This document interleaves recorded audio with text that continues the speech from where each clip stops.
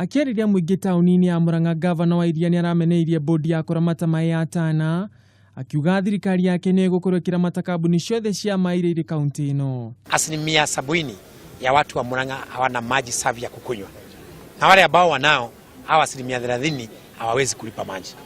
Na sisi Murang'a ndiye tunapatia hata Nairobi maji, tunapeana na maji mpaka Nairobi, na sisi hata maji ya kunywa hatuna. Na ile ambayo kidogo iko, kuna mabwenyenye wengine ambao wamekaa hapo, kazi yao ni kuongeza bei na hakuna maji ambao wanapatia wananchi.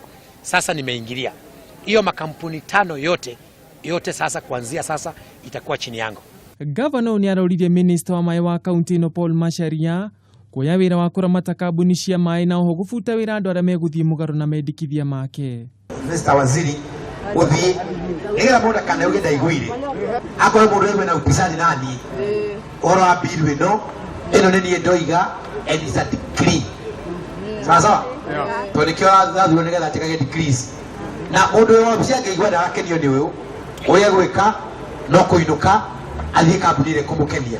Ngucanio ici cia mai kaunti ino ni itheremete undu uria ucungirire wabici cia kambuni ya Mwasco kurangirwo ni maabitha a borithi mathaa 24 thutha wa gavana kuiyukia uramati wa kambuni ino kia hinya.